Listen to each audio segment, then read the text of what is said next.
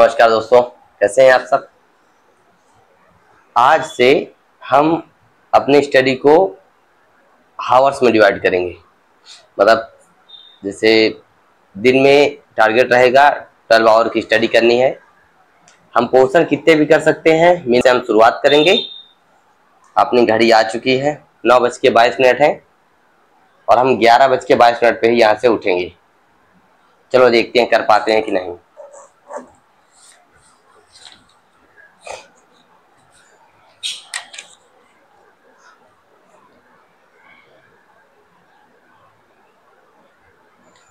आंध्र प्रदेश कुछ लोक नृत्य।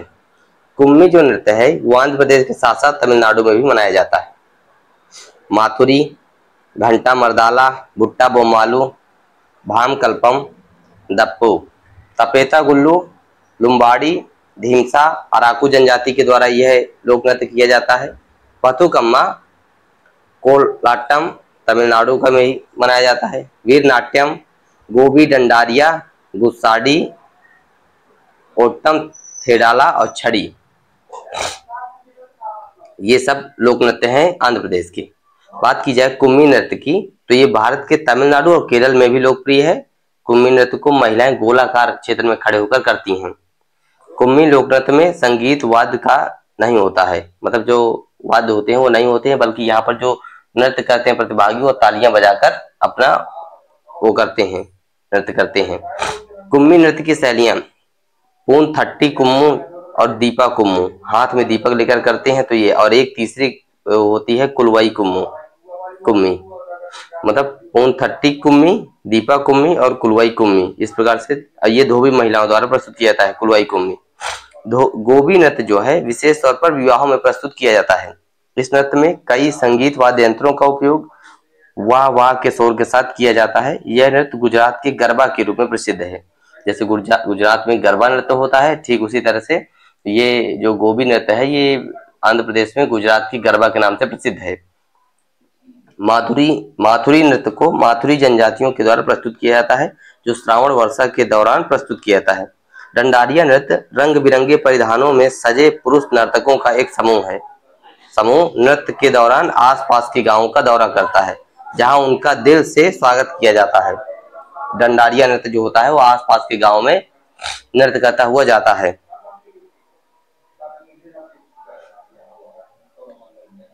आगे बात के वीर नाट्यम नृत्य भक्तिपूर्ण अनुष्ठान को समर्पित है। जो इस समुदाय के लोग होते हैं वो अपने आप को शिव भगवान जी जो है, शिव जी का उनका डायरेक्ट संबंधी बताते हैं। इस नृत्य में तंबूरा, सूलेन, ढोल, ताशा आदि का प्रयोग किया जाता है। बात की जाए बुट्टा बोमालू का अर्थ है टोकरी के खिलौने। धीमसा शब्द का आशय पैरों की आवाज से है। धीमसा शब्द का आशय पैरों की आवाज से है। धीमसा नृत्य के प्रकार दो प्रकार का होता है, एक बोधा धीमसा और एक गुंडूरी धीमसा।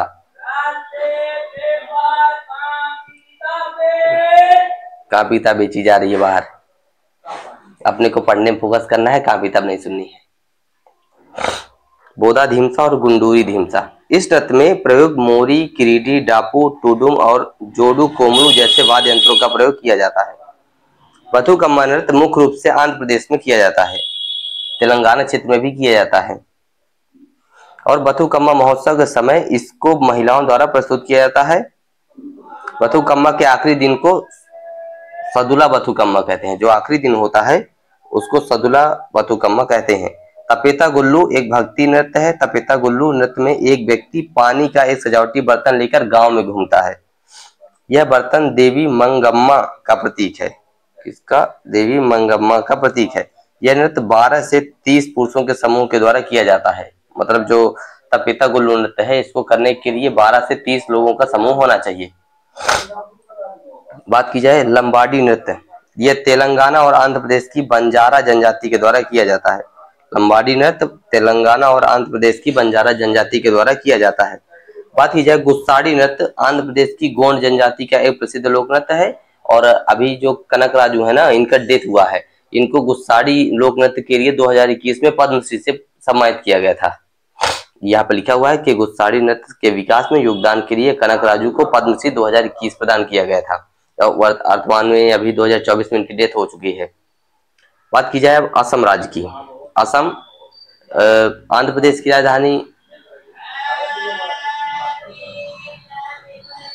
अमरावती और असम देश की राजधानी दिसपुर है। दिसपुर। बात की जाए बिहुआ, बिहुआ एक बिहू होता है, वो यहीं का नृत्य होता है। अब बिछुआ ये भी यहीं का नृत्य है। नट पूजा, महारास, खेल गोपाल, अंकिया नाट, अंकिया नाट भी असम का ही लोक नृत्य है। कली गोपाल, बगरुम्बा, ओजापाली, झूमुर, देवधनी और बोडो। इस प्रकार से कुछ नृत्य हैं, यानी बिछुआ, नट पूजा, महारास, खेल गोपाल, बिहू, अंकिया नाट, कली गोपाल, बगरुम्बा, ओजापाली, झूमुर, देवधनी और बोडो। बिछुआ एक आदिवासी नृत्य है। जो बिछुआ नृत्य है वो एक आदिवासी नृत्य है। इस नृत्य में रंगारंग कार्यक्रम की प्रस्तुति मुख्यतः बच्चों के द्वारा की जाती है। बगरुम्बा नृत्य असम का लोक नृत्य है जो बोडो जनजाति द्वारा प्रस्तुत किया जाता है। यह नृत्य बोडो उत्सव के दौरान प्रस्तुत किया जाता है। बगरुम्बा नृत्य के वाद्य यंत्र सेरजा झुका हुआ वाद्य यंत्र होता है, सिफुंग बांसुरी होती है, थरखा बांस का टुकड़ा, खाम या मदल लकड़ी और बकरी की खाल से बना ढोल होता है। बात की जाए नट पूजा की। नट पूजा नृत्य में कलाकार एक घेरा या पंक्ति बनाते हैं और संगीत की ताल पर समन्वित पैटर्न पर चलते हैं। यह नृत्य पारंपरिक असमिया संगीत और ढोल, पेपा और ताल जैसे वाद्य यंत्रों के साथ किया जाता है। बिहू नृत्य का इतिहास 3500 ईसा पूर्व से जुड़ा हुआ है। बिहू नृत्य में गाए जाने वाले गीतों के विषय असमिया नववर्ष का स्वागत करते हैं।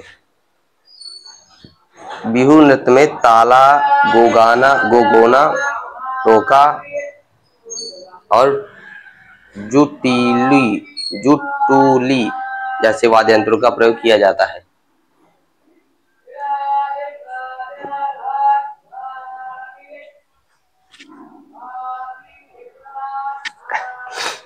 बात की जाए बिहू नृत्य का विवरण। बिहू जो है ना वो कई प्रकार की होती है। एक रंगोली बिहू होती है, एक कटी बिहू होती है, एक कोंगाली बिहू होती है।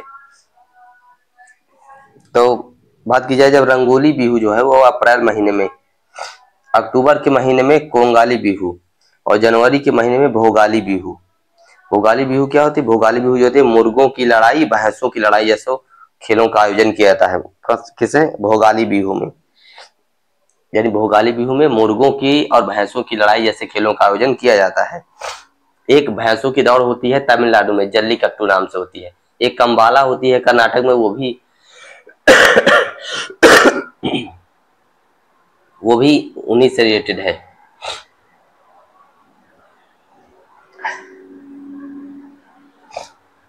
बात की जाए अंकिया नाट की प्रस्तुति को भोना कहा जाता है। किस अंकिया नाट की प्रस्तुति को भोना कहा जाता है? अंकिया नाट महान असमिया संत और समाज सुधारक श्रीमद शंकर देवन की रचना है। झूमर नृत्य असम के आदिवासी या चाय जनजाति समूह द्वारा प्रस्तुत किया जाता है। कौन सा झूमर नृत्य? असम की आदिवासी या चाय जनजाति समूह द्वारा प्रस्तुत किया। ओजापाली नृत्य को कठपुतली कला से विकसित माना जाता है। जो ओजापाली नृत्य है उसको कठपुतली कला से विकसित माना जाता है। कठपुतली कला नहीं होती जब हाथों पे ऐसे रस्सी होती है, नीचे डॉल रखी रहती है, उनको नचाया जाता है, वही कहते हैं कठपुतली नृत्य। वैसे तो सब कहते हैं कि हम भगवान के हाथ की कठपुतली हैं, वो जैसे चाह रहा है वैसे नचा रहा है। सेम वही सिचुएशन इसमें है। ओजापाली नृत्य में कठपुतली नृत्य से लिया हुआ ये। बात की जाए अरुणाचल प्रदेश की।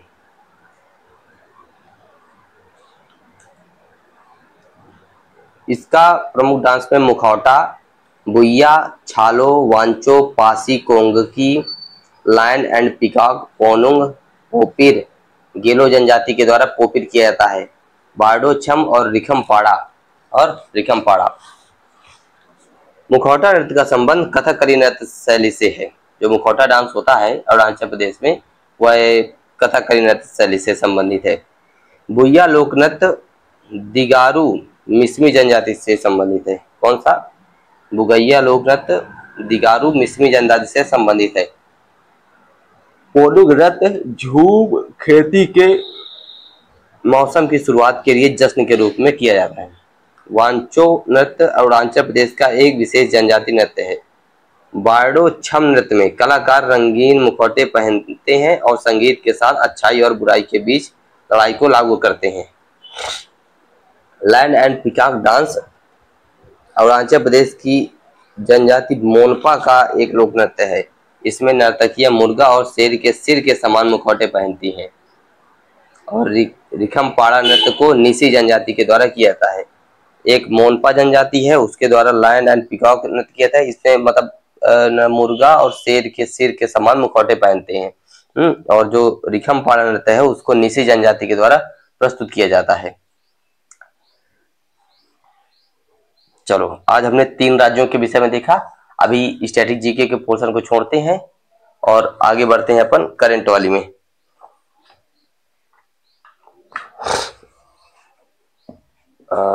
कहाँ है करंट की book? Current current current current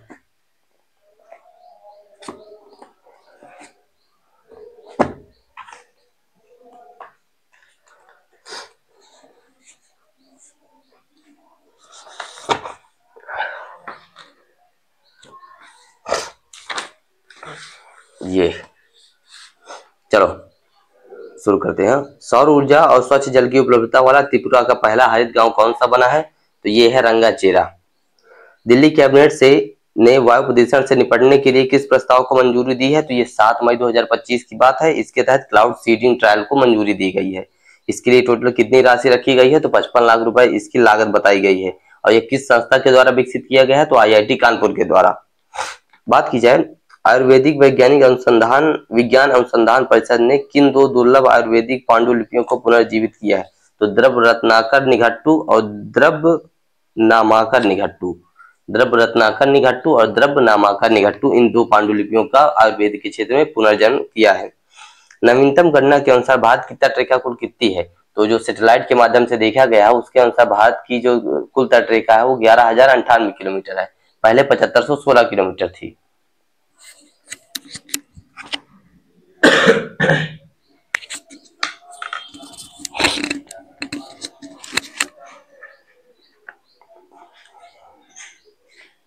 आगे देखते हैं, ये इसमें लिखा हो भारतीय तराई कार्यक्रम का इसके पूर्व कितनी मानी थी? तो 7516 किलोमीटर। वर्तमान समय में 11,098 किलोमीटर है।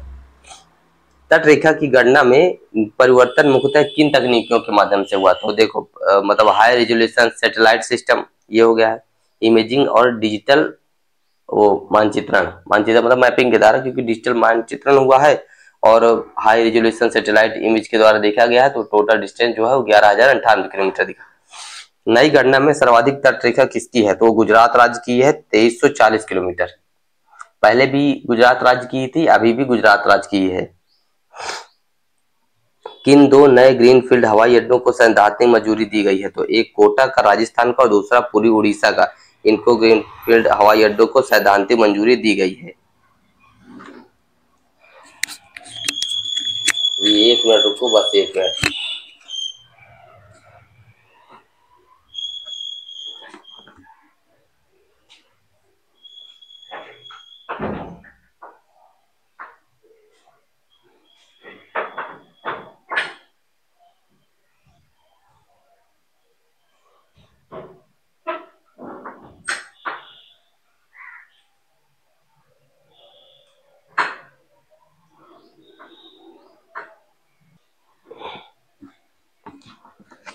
चलो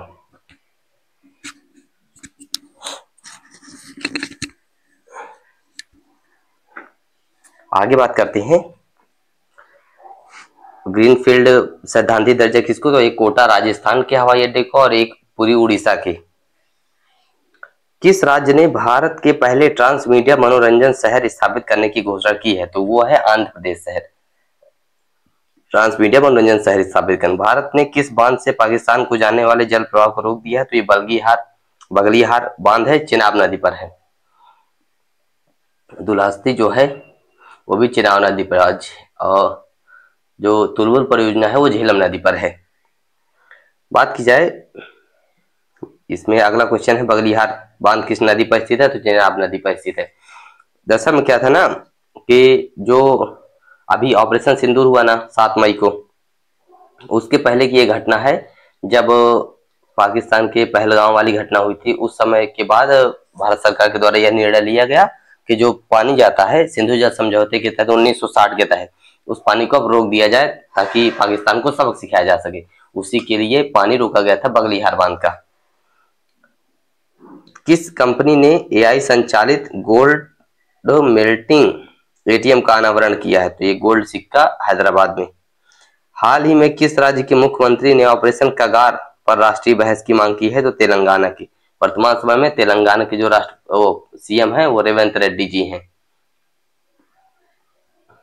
आगे देखें, केंद्र सरकार द्वारा ऑपरेशन कगार किसके विरुद्ध चलाया गया है? तो माओवादी यानी नक्सलवाद के खिलाफ चलाया गया है। भारतीय निर्वाचन आयोग ने किससे संबंधित नई मतदाता केंद्रीय पहले शुरू की हैं? तो मृत्यु पंजीकरण से संबंधित नई मतदाता पहले शुरू की है। किस दृश्य श्रव्य और मनोरंजन शिखर सम्मेलन विप्स 2025 के पहले संस्करण का आयोजन कहाँ किया गया है? यानी वर्ल्ड का जो है दृश्य श्रव्य और मनोरंजन शिखर सम्मेलन जो है उसको कहा? तो जियो वर्ल्ड सेंटर मुंबई में किया गया है। बात की जाए वेब WEAVE 2025 में भारत पहली बार किस वैश्विक संवाद की मेजबानी करेगा? तो ग्लोबल मीडिया डायलॉग की, GMD की। वर्ष 2025-26 के लिए प्राक्कलन समिति का अध्यक्ष किसे चुना गया है? तो संजय जायसवाल को चुना गया है, बीजेपी से है ये। प्राक्कलन समिति में टोटल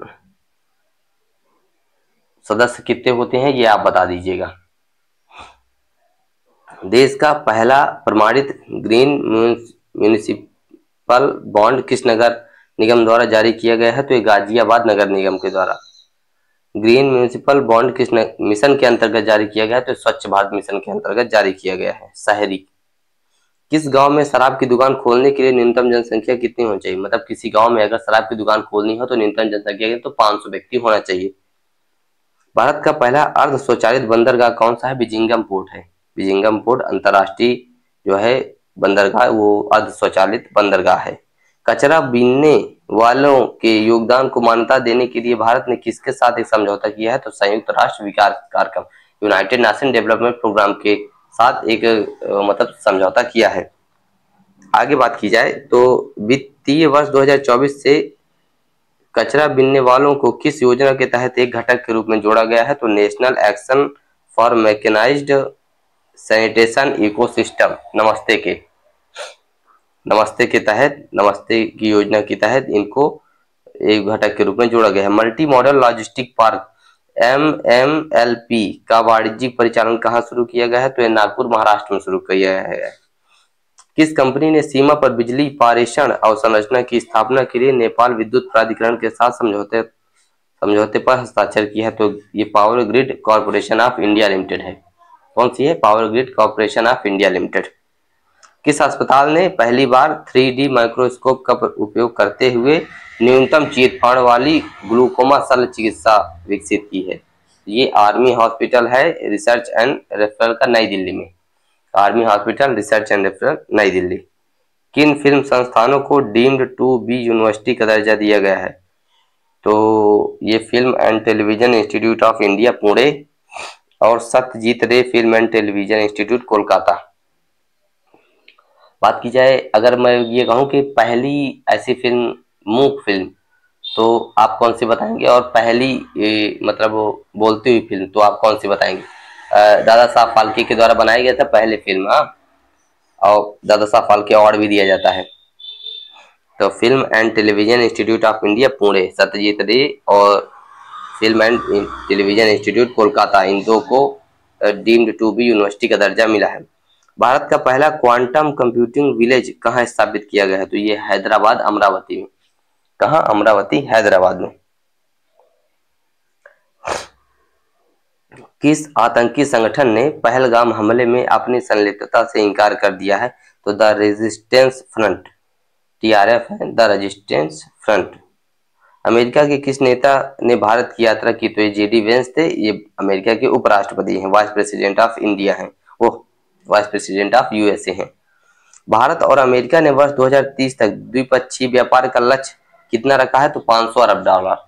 कितना रखा है? 500 अरब डॉलर रखा है।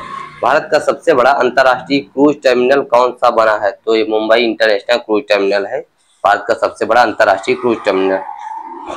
भारत सरकार ने हाल ही में किस देश के साथ सिंधु जल समझौते को निलंबित कर दिया? तो अभी मैंने आपको बताया 7 मई को ऑपरेशन सिंदूर हुआ, उसके पहले पहलगाम हमला हुआ, जिसके तहत जो भारत और पाकिस्तान के बीच में सिंधु जल समझौता हुआ था 1960 में वर्ल्ड बैंक के मध्यस्थता के साथ, तो उसको रद्द कर दिया भारत ने। और उसी के तहत बगलिहार परियोजना जो थी ना, बगलिहार बांध, उस पे जो जल जाता था पाकिस्तान को, उसको भी रोक दिया है।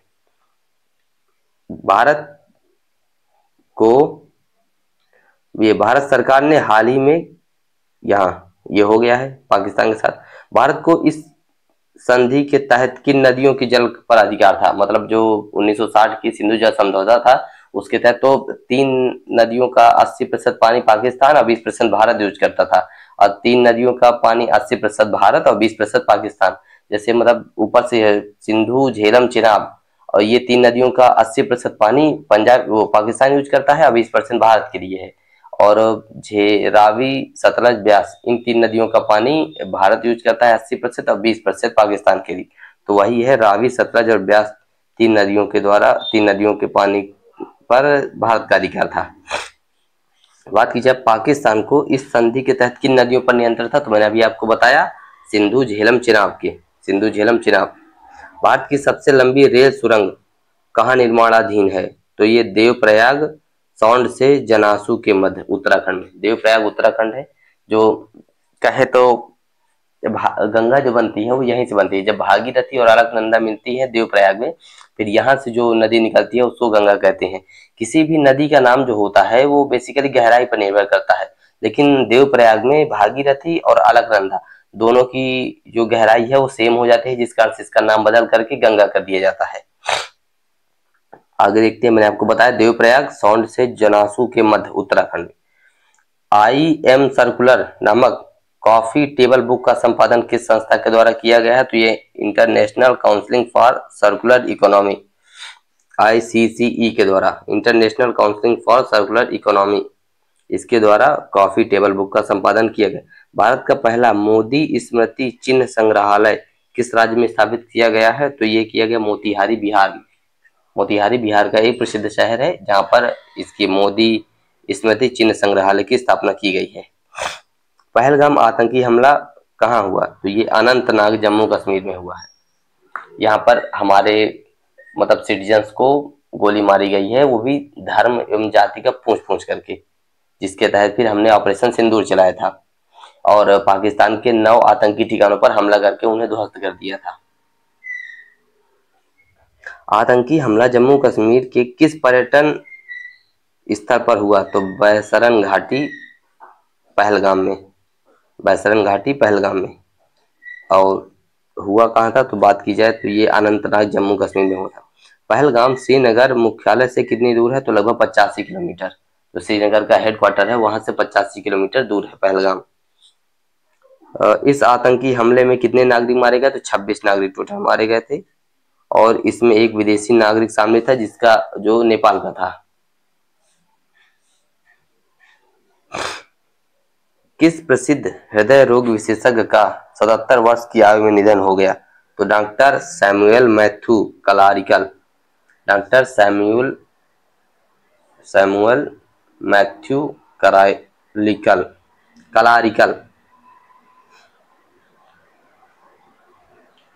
भारत में कौन सी प्रक्रिया शुरू करने का श्रेय माना जाता है? तो एंजियोप्लास्टी।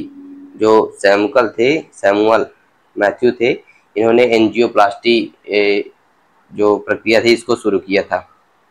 पिंक ई रिक्शा योजना किस राज्य सरकार के द्वारा शुरू की गई है? तो महाराष्ट्र सरकार के द्वारा। संस्कृति का 5वां अध्याय पुस्तक किसके भाषणों का प्रसिद्ध संकलन है? तो प्रधानमंत्री नरेंद्र मोदी जी का। संस्कृति का 5वां अध्याय किसके प्रसिद्ध भाषणों का संकलन है? तो प्रधानमंत्री नरेंद्र मोदी जी का। इसका विमोचन किसने किया है? तो आचार्य महामंडलेश्वर स्वामी अवधेशानंद गिरी जूना अखाड़ा के प्रमुख है। उनको नहीं देखते हैं आप? यूट्यूब में का चैनल बना हुआ है, वो चलाते हैं।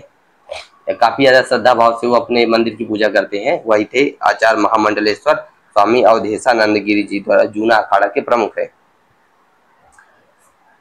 बात की जाए संस्कृति का 5वां अध्याय का संकलन किसने किया, तो डॉक्टर प्रभात ओझा जी ने। किस संस्था ने कोक बरोक भाषा को संविधान की 8वीं अनुसूची में शामिल करने की मांग की है, तो ये कोक बरोक साहित्य परिषद। कोक बरोक साहित्य परिषद ये त्रिपुरा की भाषा है, 8वीं अनुसूची में नहीं है। बात की जाए 8वीं अनुसूची में कितनी भाषाएं हैं, तो टोटल 22 भाषाएं हैं। मैं एक बार आपको सारी भाषाएं सुना देता हूँ। कश्मीर से है तो कश्मीरी, सिंधी, पंजाबी, हिंदी, बंगाली, आसामी, उड़िया, फिर गुजराती, मराठी, कन्नड़, तेलुगु, तमिल, मलयालम, उर्दू, संस्कृत, नेपाली, मणिपुरी, कोकड़ी, बोडो, डोगरी, मैथिली, संथाली। हो गया। तो इधर 14, ये 12, 13, 14, 15, 16, 17, 18, 19, 20, 21, एक और रह गई।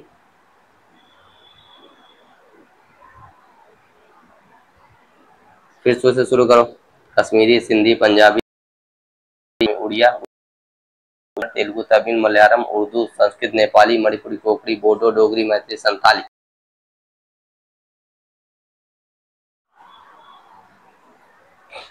या तो गिनने में एक मिस्टेक हो गई थी, या तो फिर कुछ और, या तो शायद हमने बोली ही ना हो। तो इस प्रकार से टोटल 22 भाषाएं हैं। और अब 8वीं अनुसूची में जो कोक बरोक साहित्य परिषद है वह त्रिपुरा की भाषा कोक बरोक को भी शामिल करने के लिए बोल रहा है। आगे देखते हैं। पेस्ट भरण प्रौद्योगिकी, पेस्ट फिल टेक्नोलॉजी अपनाने वाला भारत का पहला कोयला PSU कौन बना है, तो ये साउथ ईस्टर्न कोल फील्ड्स लिमिटेड बना है। SECL, south eastern cold field limited बना है। पेस्ट फिलिंग क्या है, तो आधुनिक भूमिगत खनन विधि है। पेस्ट फिलिंग क्या है, तो आधुनिक भूमिगत खनन विधि है। भारत सरकार ने पोप फ्रांसिस के निधन पर कितने दिनों तक के राजकीय शोक की घोषणा की है, 3 दिनों तक के। 23वें विधि आयोग का अध्यक्ष नियुक्त किया गया है दिनेश माहेश्वरी को। 23वें विधि आयोग के अध्यक्ष दिनेश माहेश्वरी सर्वोच्च न्यायालय के पूर्व न्यायाधीश से, मतलब जो अपना सुप्रीम कोर्ट था उसके पूर्व न्यायाधीश से दिनेश माहेश्वरी, इन्हीं को 23वें विधि आयोग बनाया गया। जबकि पहले विधि आयोग के जो अध्यक्ष थे वो थे, क्या कहते हैं, मैकाले की अध्यक्षता में बना था। हाँ, मैकाले की अध्यक्षता में ही बना था। आगे इतने ही। विधि आयोग के कार्यकाल की अवधि कब से कब तक है, तो इसे 1 सितंबर 2024 से 31 अगस्त 2027 तक। कब से है, 1 सितंबर 2024 से 31 अगस्त 2027 तक 23वें विधि आयोग के कार्यकाल की अवधि। कौन सी 2 भारतीय शास्त्रीय रचनाओं की पांडुलिपियों को यूनेस्को की memory of the world register किया गया है? तो एक है नाट्य शास्त्र और दूसरी है भगवत गीता। नाट्य शास्त्र में ही जो भारत के लोक नृत्य है ना उनका उल्लेख किया गया है, जैसे उसका कथकली, मोहिनीअट्टम, सत्रिया, ओडिसी नृत्य, मणिपुरी, ये सारे जो नृत्य हैं ये नाट्य शास्त्र में है। भरत मुनि के द्वारा इस नृत्य शास्त्र की रचना की गई थी। और श्रीमद् भगवत गीता, इसको तो महर्षि व्यास जी ने लिखा था, वेद व्यास जी ने। कुछ लोग कहते हैं कि जो क्या कहते हैं उसकी रचना करने वाले थे, नाम नहीं याद आ रहा मुझे, वेदांग में था ना, एक वेदांग में एक थे, उनका रचना जिन्होंने किया है उन्हीं के अवतार माने जाते हैं वेद व्यास जी। अभी याद नहीं, क्लिक नहीं कर रहा।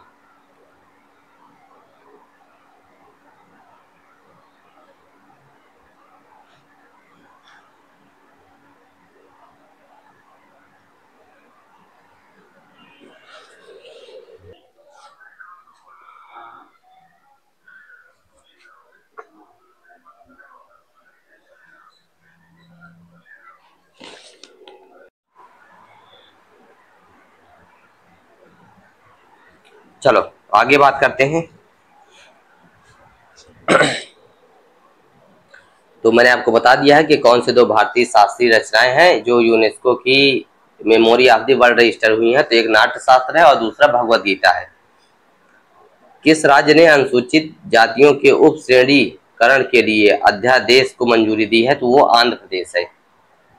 किस शहर ने सैनिटरी कचरे के 100% पृथक्करण और निपटान का लक्ष्य हासिल किया है? तो वो कराड़ शहर, जिला सतारा, महाराष्ट्र है।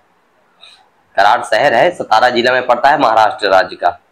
इस शहर ने सैनिटरी पैड को पूर्णतः से पृथक्करण कर दिया और निपटान का भी लक्ष्य हासिल कर लिया। विकसित भारत युवा संसद 2025 का आयोजन कहाँ किया गया? तो नई दिल्ली में। पीएम विश्वकर्मा राष्ट्रीय SC/ST हब सम्मेलन 2025 का आयोजन मयूरभंज उड़ीसा में। मयूरभंज उड़ीसा की ही वो थी, क्या कहते हैं, अपने भारत के राष्ट्रपति जो हैं द्रौपदी मुर्मू जी, मयूरभंज उड़ीसा में ही इनका जन्म हुआ था। अब वर्तमान समय में अभी जो नए उपराष्ट्रपति बने हैं ना तो सुब्रमण्यम जी हैं, कुछ CP सुब्रमण्यम जी वो NDA से बने हैं ना, अभी बीजेपी के हैं। 472 सीटें मिली थी और जीत चुके हैं। आगे देखते हैं, इंडो म्यांमार सीमा पर बाड़बंदी करने और मुक्त संचलन व्यवस्था को समाप्त करने के विरोध में किस जनजाति परिषद ने प्रदर्शन किया है? तो ये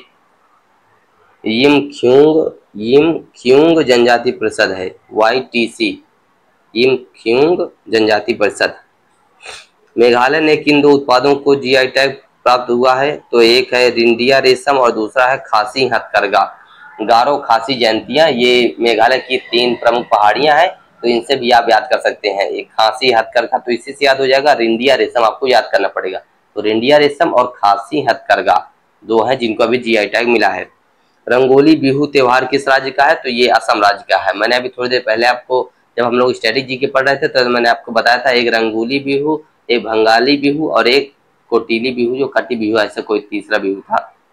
इस बार से 3 प्रकार की बिहू होती हैं, एक अप्रैल के महीने में, एक अक्टूबर के महीने में और एक जनवरी के महीने में।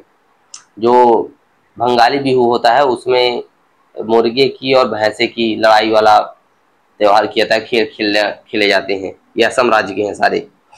अमीर खुसरो का 721वां पुण्यतिथि समारोह कहाँ आयोजित किया गया? तो दिल्ली में।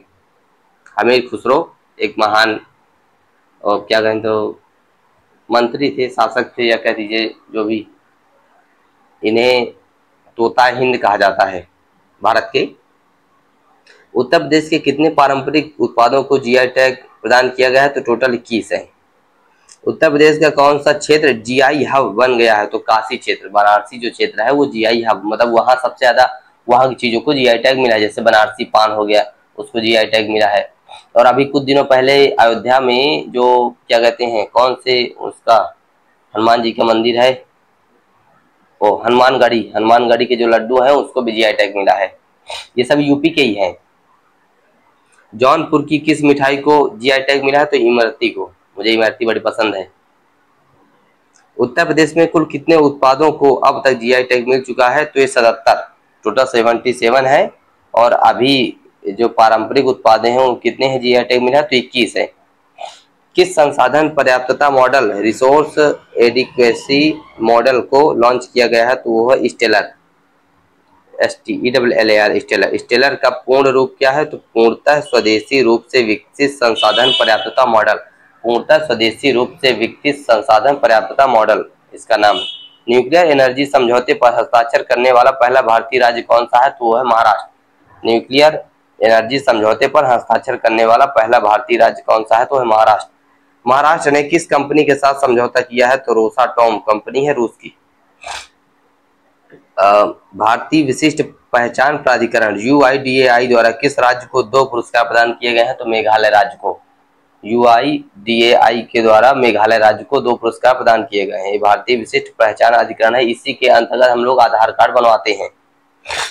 किस मंत्रालय द्वारा पंचायत उन्नति सूचकांक की पहली बेसलाइन रिपोर्ट जारी की गई है? तो पंचायती राज मंत्रालय। वैसे तो पंचायत का गठन, मतलब इसका उल्लेख जो नीति निदेशक तंत्र है उनके आर्टिकल 40 में है, लेकिन इसके बाद फिर 73वां संविधान संशोधन हुआ, 24 अप्रैल 1993 से लागू हो गया, जिसके तहत जो पंचायती राज है उसको एक अलग से भाग में वो अलग से अनुसूची बना दी गई, अनुसूची 11। उसके तहत पंचायती राज की बात करें, 2 अक्टूबर 1959 को पहली बार पंचायत नागौर राजस्थान से लागू हुई थी। आगे देखते हैं, उत्तर प्रदेश पुलिस को हाल ही में किस राष्ट्रीय पुरस्कार से सम्मानित किया गया है? तो स्कॉच पुरस्कार। इन्वेस्ट यूपी के नए सीईओ के रूप में किसे नियुक्त किया गया है? तो विजय किरण आनंद को। इन्वेस्ट यूपी के नए सीईओ के रूप में विजय किरण आनंद को नियुक्त किया गया है। सरकार के अनुसार बेटी बचाओ बेटी पढ़ाओ योजना के कार्यान्वयन से जन्म के समय राष्ट्रीय लिंगानुपात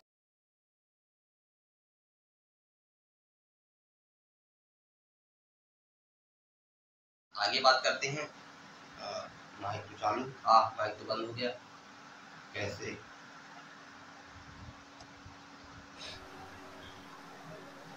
चलो आगे बात करते हैं।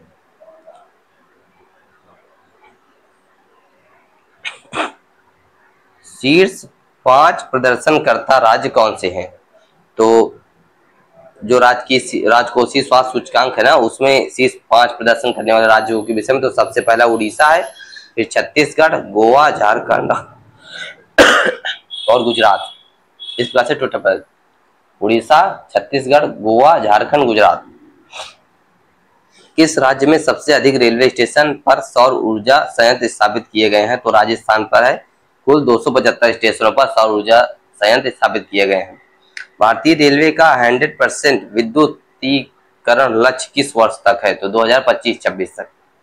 भारतीय रेलवे का शुद्ध शून्य कार्बन उत्सर्जन लक्ष्य कब तक है? तो 2030 तक का है। वक्फ बोर्ड, ये वक्फ बोर्ड काफी ज्यादा चर्चा में रहा था अभी कुछ दिनों पहले, मतलब जमीन को लेकर कुछ विवाद था। वक्फ संशोधन विधेयक 2025 का उद्देश्य किस अधिनियम में संशोधन करके वक्फ संपत्तियों के प्रबंधन को अधिक पारदर्शी और उत्तरदायी बनाना था? तो ये वक्फ अधिनियम 1995 के। वक्फ संशोधन अधिनियम 2025 का क्या नाम है? तो ये एकीकृत वक्फ प्रबंधन अधिकारिता दक्षता और विकास अधिनियम 2025। मुख्यमंत्री महिला उद्यमिता अभियान MMMUA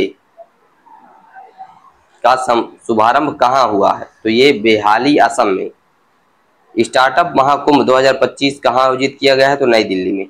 स्टार्टअप महाकुंभ 2025 की थीम क्या है? तो स्टार्टअप इंडिया @2047 2047 अनफोल्डिंग दी भारत हिस्ट्री। क्या थी थीम इसकी? तो स्टार्टअप इंडिया 2047 अनफोल्डिंग दी भारत हिस्ट्री। किस विश्वविद्यालय ने रविंद्रनाथ टैगोर की चीन यात्रा वर्ष 1924 की 100वीं वर्षगांठ और भारत और चीन के बीच राजनयिक संबंधों की 75वीं वर्षगांठ के अवसर पर एक राष्ट्रीय संगोष्ठी की मेजबानी की है? तो ये विश्व भारती विश्वविद्यालय है, शांति निकेतन वाला, पश्चिम बंगाल में। इसे बात की जाए तो 43 नंबर का यूनेस्को वर्ल्ड हेरिटेज घोषित किया गया है शायद, क्योंकि 41 नहीं 43 में मोइदम है, 41 नंबर का है भाई, 40 नंबर का है धोलावीरा, 39 नंबर का रामप्पा मंदिर, तो 41 का ही है शायद शांति निकेतन, 42 का है। अभी इस पे मैं डाउट हूँ, 41 या 42 में से कोई एक है। एक होलेश्वर मंदिर हुआ है अभी शामिल, और एक ये शांति निकेतन, और 23वां जो है वो अहोम साम्राज्य का मोइदम है। इसको बाद में देख के अपन बता देंगे। विश्व भारती वाला जो है शांति निकेतन, ये रविंद्रनाथ टैगोर जी के द्वारा इसकी स्थापना 1924 में। ठीक है, एक बात कीजिए, 1924 में ही मतलब कांग्रेस का एक अधिवेशन हुआ था, जो एकमात्र ऐसा अधिवेशन था जिसमें महात्मा गांधी जी ने अध्यक्षता की थी। ये था कर्नाटक का बेलगाम अधिवेशन। आगे बात कीजिए, प्रधानमंत्री नरेंद्र मोदी जी का निजी सचिव किसे नियुक्त किया गया है? तो ये निधि तिवारी हैं, भारतीय विदेश सेवा में। निधि तिवारी जी को प्रधानमंत्री नरेंद्र मोदी जी का निजी विदेश सचिव नियुक्त किया गया है। उत्तर प्रदेश के किस जिले में कच्चे तेल का भंडार मिला है? तो बलिया में है, वहां पर कच्चे तेल का भंडार मिला है। कच्चे तेल की खोज किस संस्था के द्वारा की गई? तो ONGC, oil and natural gas corporation, ये एक महारत्न कंपनी है। भारतीय डाक विभाग ने किस भारतीय संत और समाज सुधारक की स्मृति में स्मारक डाक टिकट जारी किया है? तो माता कर्मा के। भारतीय डाक ने भारतीय संत और समाज सुधारक जो माता कर्मा थी, उनके स्मृति के रूप में स्मारक डाक टिकट जारी किया है। किस विश्वविद्यालय में मलेशिया की सहायता से बौद्ध आर्टिफिशियल इंटेलिजेंस की शुरुआत किए जाने की घोषणा की गई है? तो ये नालंदा महाविहार, ये बिहार में है, कुमार गुप्त के द्वारा बनवाया गया था और फिर इसको बख्तियार खिलजी के द्वारा नष्ट कर दिया गया था। बख्तियार खिलजी इल्तुतमिश का वो था, क्या कहते हैं, सेनापति। उत्तराखंड की किन दो नदियों के किनारे धार्मिक गलियारा विकसित करने की घोषणा की गई? तो एक गंगा है और एक शारदा। तो गंगा और शारदा नदियों के किनारे पर धार्मिक गलियारा विकसित करने की घोषणा की गई है। बात की जाए किस महोत्सव के दौरान 150 फीट से अधिक ऊंचा रथ दुर्घटनाग्रस्त हो गया है? तो हुस्कर मधुरम्मा देवी यात्रा महोत्सव जो है, इसके तहत 150 फीट से अधिक ऊंची रथ का जो दुर्घटनाग्रस्त हो चुका है। सांसदों के वेतन में कितनी प्रतिशत वृद्धि की गई है? तो 1 लाख से बढ़ा के 1,24,000 कर दी गई है प्रति माह। जल शक्ति अभियान कैच द रेन 2025 का छठा आयोजन कहाँ किया गया? तो ये पंचकुला हरियाणा में ही शायद 5वां यूथ गेम्स हुआ था पंचकुला हरियाणा में। वहीं पे जल शक्ति अभियान कैच द रेन 2025 का छठा आयोजन किया गया है। भारत की पहली AI संचालित सौर निर्माण इकाई कहाँ शुरू की गई? तो सूरत, गुजरात में। महात्मा गांधी से संबंधित कलाकृतियां दक्षिण अफ्रीका के किस संगठन ने भारत को सौंपी? तो Phoenix settlement trust, Gandhi development trust. Phoenix settlement trust, Gandhi development trust, इन्होंने महात्मा गांधी से संबंधित कलाकृतियों को भारत को सौंपी, दक्षिण अफ्रीका की हैं। भारत नेपाल साहित्य महोत्सव का आयोजन कहाँ किया गया है? तो वृंदावन, मथुरा में, राधा रानी के घर में। राधा रानी क्या है, मेरे मतलब मुझे पता नहीं चल रहा है, लेकिन मेरा बार बार जो कैमरा है वो ऑफ हो जा रहा है अपने आप। अब 2 मिनट की 5 मिनट की वीडियो बन रही है, फिर ऑफ हो जा रहा है। तो अभी हम थोड़ा सेशन छोटा छोटा करके अब हम इसी करेंगे ना, पढ़ेंगे। टोटल दिन में 12 घंटे कंप्लीट होने चाहिए, चाहे जिस तरह से हो। तो हम सेशन को आधे आधे घंटे करके डालेंगे। तो बस अभी के लिए इतना ही, और अभी थोड़ी देर बाद हम अपना स्टार्ट करेंगे। तो मैंने आपको बता दिया है कि जो महात्मा गांधी से संबंधित कलाकृतियां हैं जो दक्षिण अफ्रीका से आई हैं, वो एक तो फिनिक्स सेटलमेंट ट्रस्ट है और गांधी डेवलपमेंट ट्रस्ट है। इन दो के मध्य में हुई है, सौंपी है अभी। और ये भी बता दिया है कि जो भारत नेपाल साहित्य महोत्सव का आयोजन है वो वृंदावन, मथुरा में हुआ है। तो अभी के लिए यहीं पे रोकते हैं, अब आगे हम देखेंगे अपनी लूसेंट बुक को। ठीक है, अभी के लिए जय हिंद, जय भारत।